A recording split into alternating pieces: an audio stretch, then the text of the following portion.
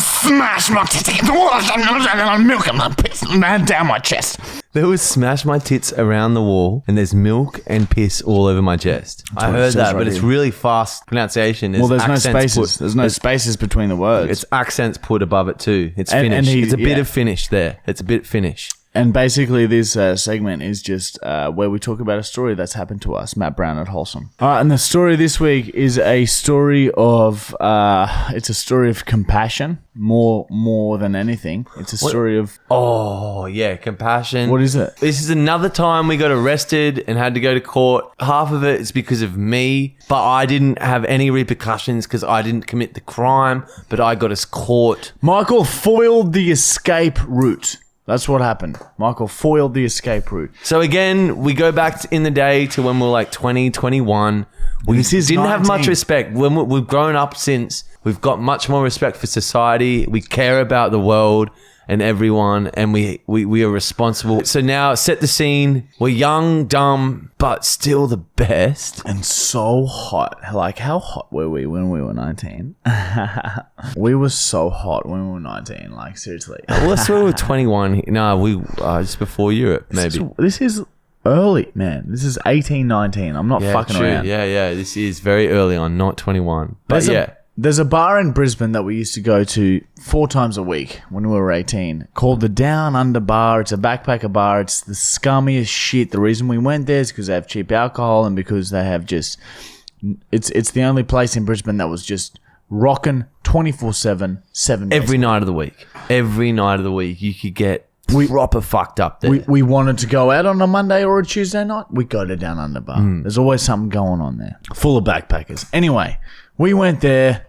As a normal night, we always go there. We got drunk. It was a fucking beautiful night. Towards the end of the night, we thought, we should go into the adjacent backpackers hotel next door and see if we can party with some of the backpackers there. So we wait for someone to swipe their card and walk and enter the front door. We follow them in. And then after that, we work our way up the staircase and go all the way to the roof. This is like a 10-story backpacker's place, right? So we go all the way to the rooftop. And then on the rooftop, you look over the edge and then you see the main streets of Brisbane in the city below. It's like you. a little penthouse section for like people to drink at communally.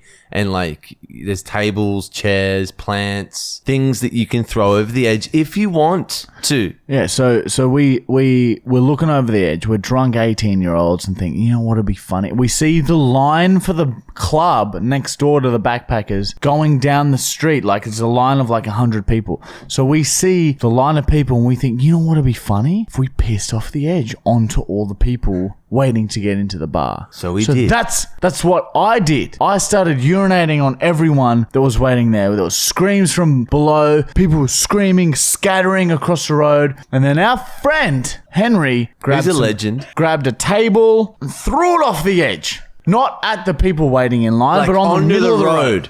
It was safe, sort of. If you're a car driving past, not so safe, but there were no cars driving past, so in that moment it was safe. Yeah, it was predictably safe. The table shattered on the middle of the road. No one was hurt. Whatever. Get over it. And we all started throwing shit off the balcony. I didn't, but yeah, we'll get back to that. Yeah, Michael was egging us on. Encouraging. I was the clapper encouraging. But not taking part in the throwing of the things off. Or pissing. So we're all having a good laugh. We throw some shit off and we're like, all right, we've had our fun. Let's go back downstairs now. We go down the fire escape route, get to the front of the hostel, and then bang, we are attacked by like 6 bouncers. They pin us against the wall. No, we're hanging out, talking to people. We could have left. We could have left. But then we decided to try and go into the bar because we wanted to get more drunk. We thought that it wasn't that big a deal. We were like, whatever. That's nothing. No one got hurt. We're fine. No one's going to know it was us. Let's just go back out. Henry threw a table of a 10-story building onto a road. And we thought that it was okay. Like, I was so shocked when the bouncers detained us and pushed us all against the wall and were like, we've called the cops. The cops are on their way. You guys are like, blah, blah, blah, going to jail, blah, blah, blah, blah, blah. So we all look at each other. There's one bouncer looking after us. And he's a big dude. He's like 150 kilos, big fat guy. And we're like, let's just run away. So we all look at each other. We all think the same thing. We don't need to say anything. We're just like, let's go. So all three of us start running. And of course, like, he's not hard to get around. He's 150 kilos and slow as fuck. So me and Henry just run around him.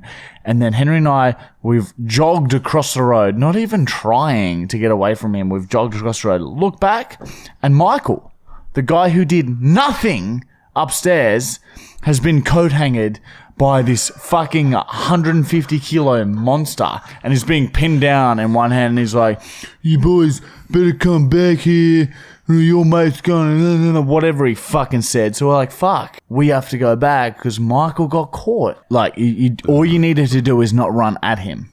Yeah. Oh, yeah. But he was big. He was a big dude. Yeah, he's like wide, but just run sideways. Yeah, or just don't. Next time, don't. It's like anyone. Don't get caught. Just be better. Just get on mine or Henry's back, and we would have piggybacked, walked you away from him. Yeah. Yeah. He's that fat. I was young and dumb. Anyway, we went back reluctantly. We tossed it up. We're like, we can go home now, and we won't get charged with anything, or we can go back and support Michael, and all us three go to jail together. They're good friends. We went back.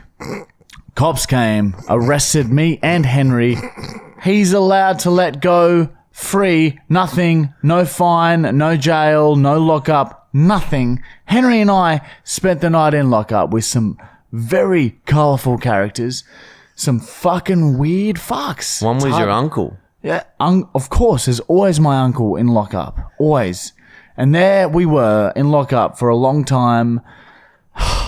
And we got fined a lot of money. We had to go to court. Henry got fined $800, and I got fined like $500 for public nuisance and public urination. And Henry got fined a lot of money for destruction of property or whatever. Yeah, it he was. threw a table of a 10-story building with a line underneath. He could have killed someone. The prosecutors were saying... But he threw it well. Yeah, he threw it so it would be like hard to hit someone. Like, he threw it that good. But worth the risk. Still, like... that sort of behavior. It's like...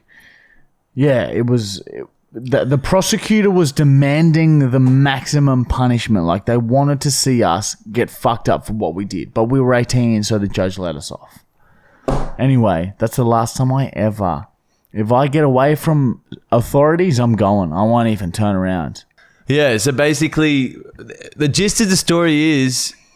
I didn't do shit, and I caused them to have to pay the fine for the shit they did.